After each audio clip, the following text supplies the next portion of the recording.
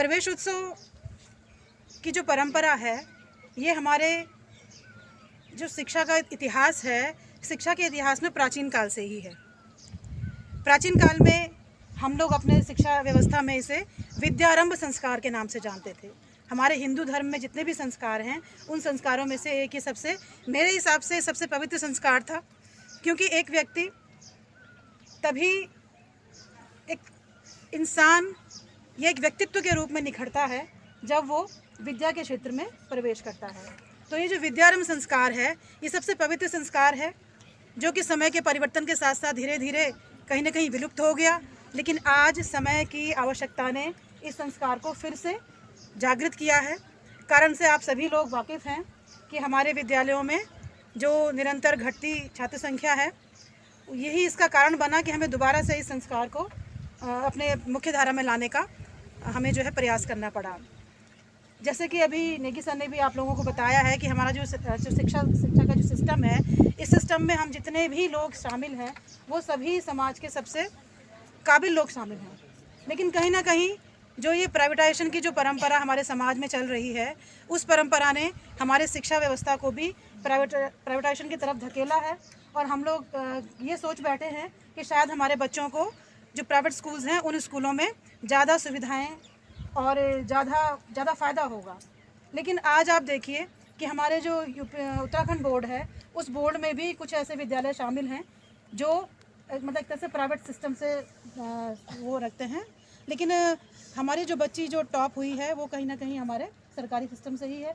और 500 में से 500 लाना बच्चों एक बहुत बड़ी बात है। जैसा कि अभी मुझसे पूर्व भी एक वक्ता बता रहे थे कि बहुत ज़्यादा मेहनत नहीं, मतलब मेहनत आप जितनी करिए, बस उसमें एकाग्रता चाहिए और उससे। अभिनंदन, नमस्कार। परम आदरणीय खंड शिक्षा अधिकारी थैलीसैंण श्री परमार जी, राज्य समन्वयक श्री नेगी जी, मेरे साथी जिला समन्वयक गरिमा व्यास मैम, आदरणीय प्रधानाचार्य श्री भारद्वाज जी, विद्वान शिक्षक शिक्षिकाएं, सम्मानित और आज के जो मुख्य केंद्र बिंदु हैं हमारे सम्मानित अभिभावक और जो न्यू एडमिशन के लिए हमारे पास यहाँ पे बच्चे आए हैं, साथ में पूरे हमारे बच्चे, आप सभी का मैं पुनः अभिनंदन करती हूँ आज के इस प्रवेश उत्सव में। बच्चों, मैं कहना चाहती हूँ, एक कोटेशन है, optimism is the faith that leads to achievements, nothing can be done without hope and the confidence. यहाँ पे बहुत सारी बातें आपसे मुखातिब हुई होंगी, बहुत सारी बातें आपसे बोली गई होंगी, क्योंकि बहुत ज़्यादा धूप लग रही है बच्चों, आप लोगों को ऐसा दिख रहा है। लेकिन सब चीज़ का कुछ सार निकल के आया है बच्चों कि जीवन में अगर आपने आत्मविश्वास रखा है, एक सेल्फ कॉन्फिडेंस अगर आपने बनाई है, ये आप लोगों के लिए कि अपने जीवन में हमेशा एक सेल्फ कॉन्फिडेंस को मेंटेन कीजिएगा। और एक होप, जो उम्मीद होती है, मैं अभिभावक से उसको जोड़ना चाहूँगी कि आप एक उम्मीद रखिएगा हमारे इस सरकारी तंत्र में, इस गवर्नमेंट सिस्टम में। निश्चित रूप से आज हमारे पे एक प्रियांशी रावत का हम बार बार कह रहे हैं। अच्छा, मैं थोड़ा बच्चों से मुखातिब होंगे। 6 के जो एडमिशन वाले बच्चे हैं, हाथ खड़ा करेंगे बच्चों, रेज योर हैंड। अच्छा, एक बच्चों बार बार यहाँ पे नाम बोला जा रहा है, आप मुझे रिपीट करके देंगे उस बच्चे का नाम? किस बच्चे का नाम काफ़ी बार बोला गया है यहाँ पे, सुना आप लोगों ने? किसका नाम है बच्चों? 6 वाले बच्चे बताएंगे मुझे। हाथ खड़ा कीजिए बच्चों पहले। प्रियांशी रावत ना, खड़े हो बेटा आप। What's your good name? नाम क्या बेटा? अंकित। अच्छा बच्चा, ये बताओ बच्चों कि प्रियांशी रावत का नाम बोला गया, क्या अचीवमेंट है उसका? सुना आपने? कल एक रिजल्ट आया हाई स्कूल का, फिर क्या हुआ?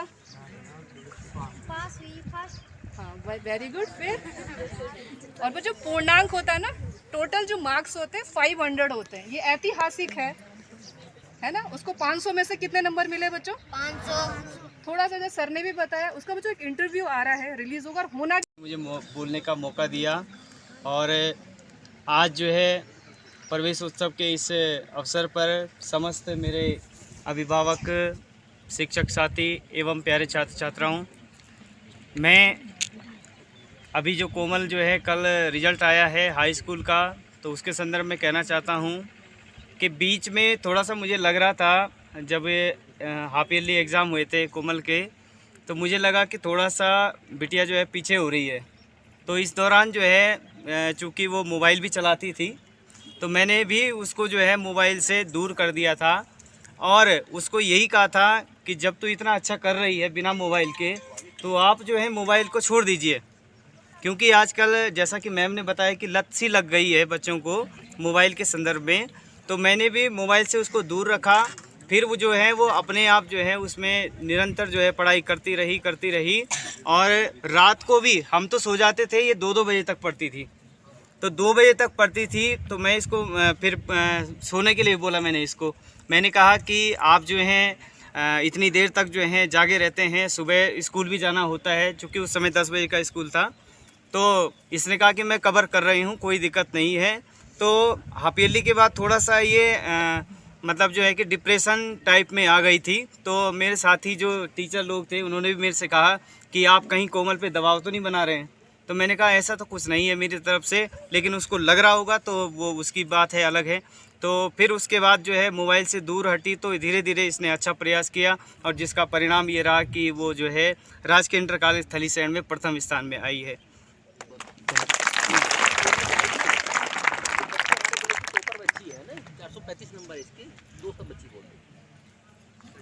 सर, सबसे पहले तो मैं आप सभी का धन्यवाद करना चाहती हूँ।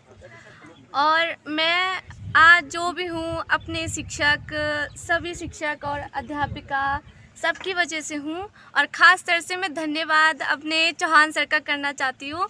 उनकी वजह से आज मैं अपने यहाँ तक पहुँची और अपने कोचिंग टीचर जो मेरे संतोष भैया हैं उन्होंने मेरे को यहाँ तक पहुँचाया है। क्योंकि पहले मैं, जब आप सभी जानते होंगे कि मेरी 8 तक अच्छी पढ़ाई नहीं थी, जहाँ तक मुझे लगता था। जब मैं 9th में आई, धीरे धीरे मुझे लगा कि हाँ कुछ करना है, अपने जीवन में कुछ बनना है। तो मैंने अपना एक ड्रीम फिक्स करा कि मुझे ये